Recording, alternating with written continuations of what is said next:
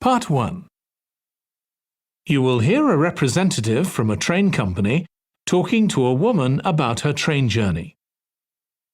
First, you have some time to look at questions 1 to 6.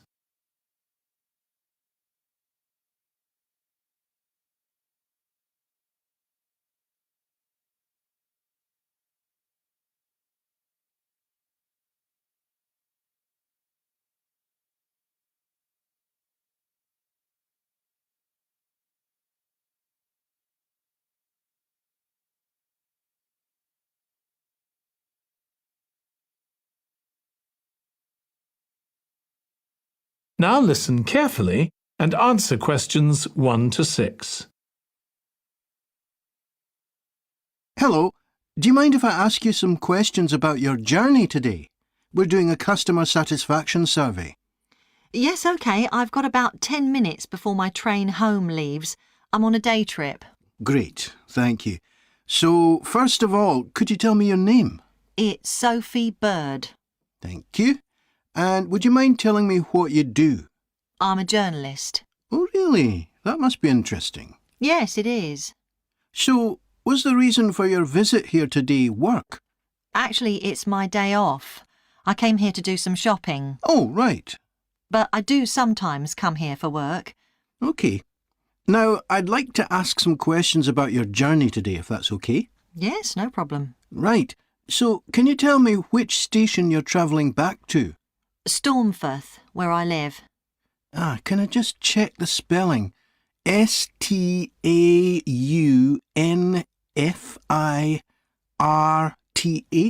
That's right.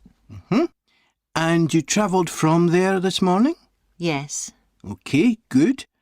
Next, can I ask what kind of ticket you bought? I assume it wasn't a season ticket as you don't travel every day. That's right. No, I just got a normal return ticket. I don't have a rail card, so I didn't get any discount. I keep meaning to get one because it's a lot cheaper. Yes, you'd have saved 20% on your ticket today. So you paid the full price for your ticket? I paid £23.70. OK. Do you think that's good value for money? Not really. I think it's too much for a journey that only takes 45 minutes. Yes, that's one of the main complaints we get. So you didn't buy your ticket in advance? No. I know it's cheaper if you buy a week in advance, but I didn't know I was coming then. I know. You can't always plan ahead. So, did you buy it this morning? No, it was yesterday. Right. And do you usually buy your tickets at the station?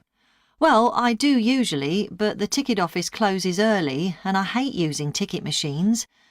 I think ticket offices should be open for longer hours. There's always a queue for the machines and they're often out of order. A lot of customers are saying the same thing. So, to answer your question, I got an e-ticket online. Before you hear the rest of the conversation, you have some time to look at questions 7 to 10.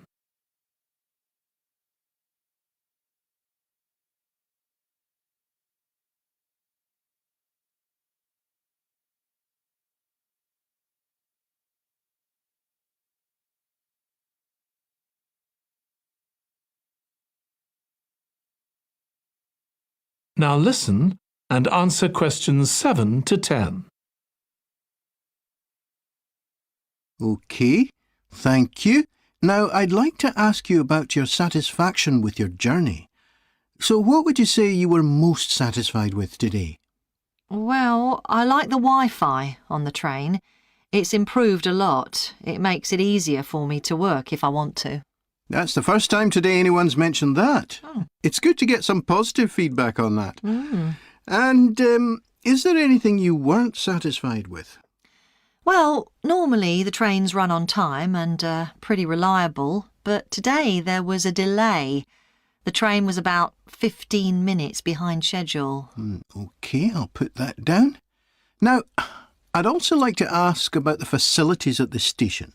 You've probably noticed that the whole station's been upgraded. What are you most satisfied with? I think the best thing is that they've improved the amount of information about train times, etc. that's given to passengers. It's much clearer. Before, there was only one board and I couldn't always see it properly, which was frustrating. That's good. And is there anything you're not satisfied with? Let's see. I think things have generally improved a lot. The trains are much more modern and I like the new cafe. But one thing is that there aren't enough places to sit down, especially on the platforms. OK. So I'll put seating down, shall I, as the thing you're least satisfied with? Yes, OK. Can I ask your opinion about some of the other facilities? Mm-hmm. We'd like feedback on whether people are satisfied, dissatisfied, or neither satisfied nor dissatisfied. OK. What about the parking at the station? Well, to be honest, I don't really have an opinion, as I never use it. So neither satisfied nor dissatisfied for that, then? Yes, I suppose so. OK, and what about the... That is the end of part 1. You now have 1 minute to check your answers to part 1. Part 2. You will hear the chair of a committee on park facilities addressing her local town council about changes that have been made to the park. First, you have some time to look at questions 11 to 16.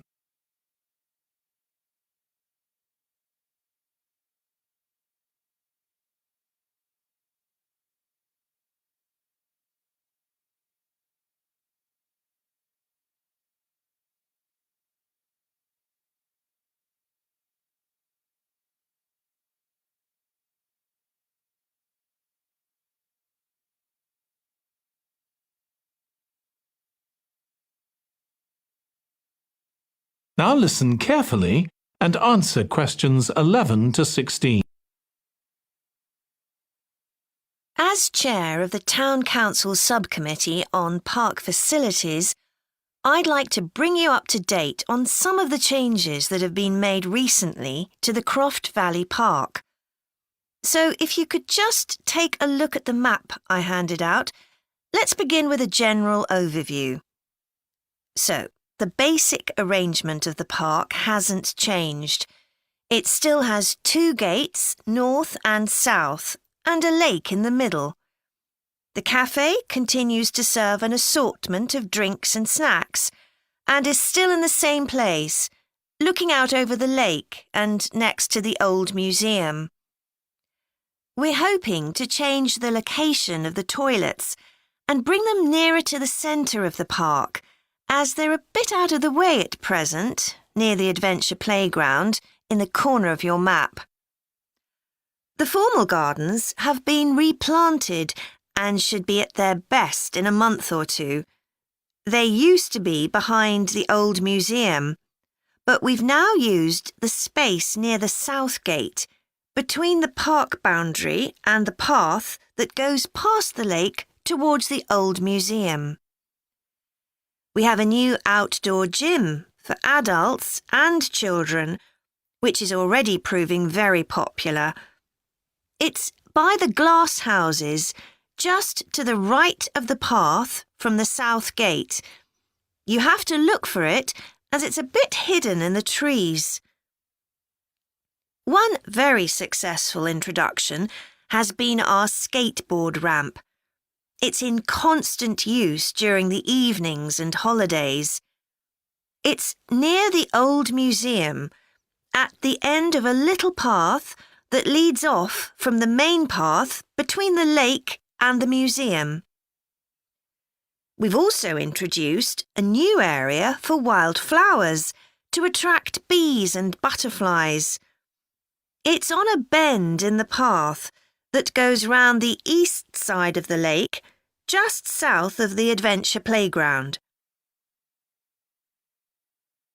Before you hear the rest of the presentation, you have some time to look at questions 17 to 20.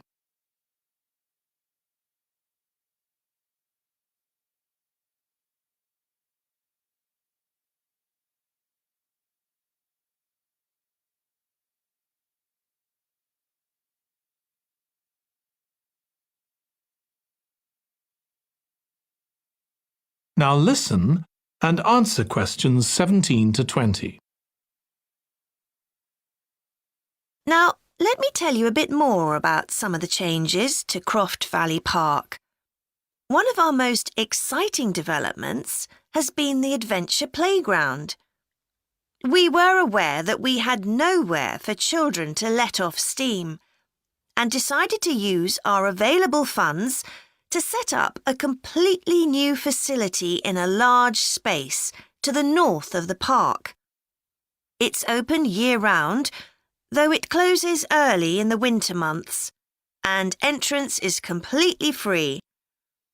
Children can choose whatever activities they want to do, irrespective of their age. But we do ask adults not to leave them on their own there. There are plenty of seats where parents can relax and keep an eye on their children at the same time. Lastly, the glass houses. A huge amount of work has been done on them to repair the damage following the disastrous fire that recently destroyed their western side. Over £80,000 was spent on replacing the glass walls and the metal supports, as well as the plants that had been destroyed, although, unfortunately, the collection of tropical palm trees has proved too expensive to replace up to now. At present, the glass houses are open from 10 a.m. to 3 p.m. Mondays to Thursdays, and it's hoped to extend this to the weekends soon. We're grateful to all those who helped us by contributing their time and money to this achievement. The gardens have really been a... That is the end of part 2. You now have 30 seconds to check your answers to part 2. Part 3. You will hear 2 students of social history called Annie and Jack discussing their presentation about refrigeration. First, you have some time to look at questions 21 to 24.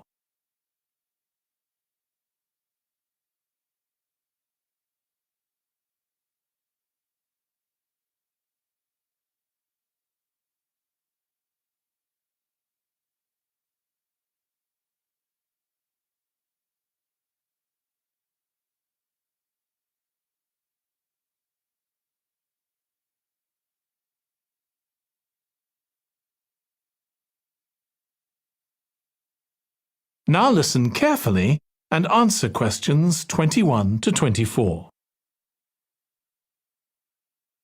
OK, Jack. Before we plan our presentation about refrigeration, let's discuss what we've discovered so far. Fine, Annie, though I have to admit I haven't done much research yet. Nor me. But I found an interesting article about ice houses. I'd seen some 18th and 19th century ones here in the UK, so I knew they were often built in a shady area or underground, close to lakes that might freeze in the winter. Then blocks of ice could be cut and stored in the ice house. But I didn't realise that insulating the blocks with straw or sawdust meant they didn't melt for months. The ancient Romans had refrigeration too. I didn't know that. Yes. Pits were dug in the ground and snow was imported from the mountains, even though they were at quite a distance. The snow was stored in the pits. Ice formed at the bottom of it. Both the ice and the snow were then sold. The ice cost more than the snow, and my guess is that only the wealthy members of society could afford it. I wouldn't be surprised. I also came across an article about modern domestic fridges. Several different technologies are used, but they were too complex for me to understand. You have to wonder what happens when people get rid of old ones. You mean because the gases in them are harmful for the environment? Exactly. At least there are now plenty of organisations that will recycle most of the components safely. But of course, some people just dump old fridges in the countryside. It's hard to see how they can be stopped, unfortunately. In the UK, we get rid of 3 million a year altogether. That sounds a lot, especially because fridges hardly ever break down. That's right. In this country, we keep domestic fridges for 11 years on average, and a lot lasts for 20 or more. So if you divide the cost by the number of years you can use a fridge, they're not expensive, compared with some household appliances. True. I suppose manufacturers encourage people to spend more by making them different colours and designs. I'm sure when my parents bought their first fridge, they had hardly any choice. Yes, there's been quite a change. Before you hear the rest of the discussion, you have some time to look at questions 25 to 30.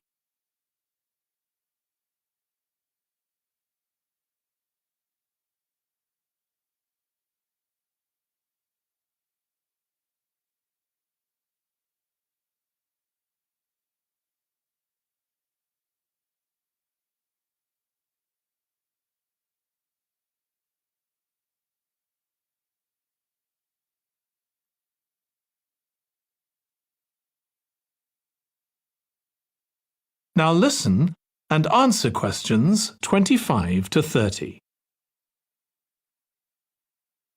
Right, let's make a list of topics to cover in our presentation and decide who's going to do more research on them. Then later we can get together and plan the next step. OK. How about starting with how useful refrigeration is and the range of goods that are refrigerated nowadays? Because, of course, it's not just food and drinks. No, I suppose flowers and medicines are refrigerated too. And computers. I could do that, unless you particularly want to. No, that's fine by me. What about the effects of refrigeration on people's health? After all, some of the chemicals used in the 19th century were pretty harmful, but there have been lots of benefits too, like always having access to fresh food. Do you fancy dealing with that? I'm not terribly keen, to be honest. Nor me. My mind just goes blank when I read anything about chemicals. Oh, all right then. I'll do you a favour. But you owe me, Jack. OK. What about the effects on food producers? Like farmers in poorer countries being able to export their produce to developed countries. Something for you, maybe? I don't mind. It should be quite interesting. I think we should also look at how refrigeration has helped whole cities. Like Las Vegas, which couldn't exist without refrigeration because it's in the middle of a desert. Right. I had a quick look at an economics book in the library that's got a chapter about this sort of thing.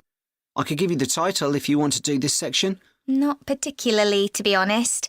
I find economics books pretty heavy going as a rule. OK, leave it to me then. Thanks. Then there's transport and the difference that refrigerated trucks have made. I wouldn't mind having a go at that. Don't forget trains too. I read something about milk and butter being transported in refrigerated railroad cars in the USA right back in the 1840s. I hadn't thought of trains. Thanks. Shall we have a separate section on domestic fridges? After all, they're something everyone's familiar with. What about splitting it into two? You could investigate 19th and 20th century fridges, and I'll concentrate on what's available these days, and how manufacturers differentiate their products from those of their competitors. OK, that'd suit me. That is the end of part 3. You now have 30 seconds to check your answers to part 3.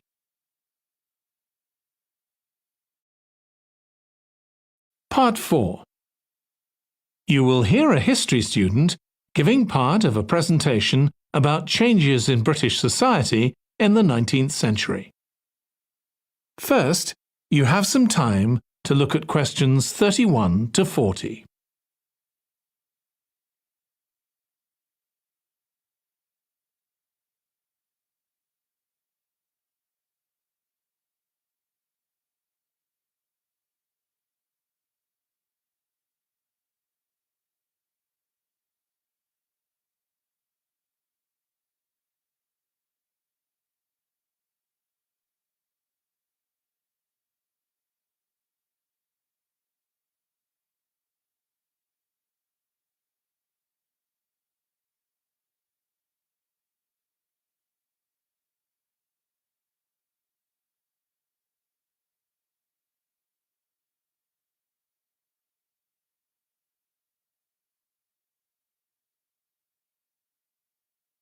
Now listen carefully and answer questions 31 to 40. Hi everyone. In this session, I'll be presenting my research about the social history of Britain during the Industrial Revolution. I particularly looked at how ordinary lives were affected by changes that happened at that time. This was a time that saw the beginning of a new phenomenon, consumerism, where buying and selling goods became a major part of ordinary people's lives. In fact, it was in the 19th century that the quantity and quality of people's possessions was used as an indication of the wealth of the country. Before this, the vast majority of people had very few possessions, but all that was changed by the Industrial Revolution. This was the era from the mid-18th to the late 19th century, when improvements in how goods were made, as well as in technology, triggered massive social changes that transformed life for just about everybody in several key areas. First, let's look at manufacturing. When it comes to manufacturing, we tend to think of the Industrial Revolution in images of steam engines and coal. And it's true that the Industrial Revolution couldn't have taken place at all if it weren't for these new sources of power. They marked an important shift away from the traditional watermills and windmills that had dominated before this. The most advanced industry for much of the 19th century was textiles. This meant that fashionable fabrics and lace and ribbons were made available to everyone. Before the Industrial Revolution, most people made goods to sell in small workshops, often in their own homes. But enormous new machines were now being created that could produce the goods faster and on a larger scale, and these required a lot more space. So large factories were built, replacing the workshops and forcing workers to travel to work. In fact, large numbers of people migrated from villages into towns as a result.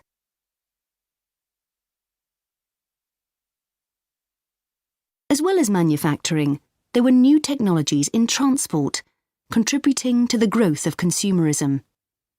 The horse-drawn stagecoaches and carts of the 18th century, which carried very few people and goods and travelled slowly along poorly surfaced roads, were gradually replaced by the numerous canals that were constructed. These were particularly important for the transportation of goods. The canals gradually fell out of use, though, as railways were developed, becoming the main way of moving goods and people from one end of the country to the other. And the goods they moved weren't just coal, iron, clothes, and so on. Significantly, they included newspapers, which meant that thousands of people were not only more knowledgeable about what was going on in the country, but could also read about what was available in the shops. And that encouraged them to buy more. So faster forms of transport resulted in distribution becoming far more efficient.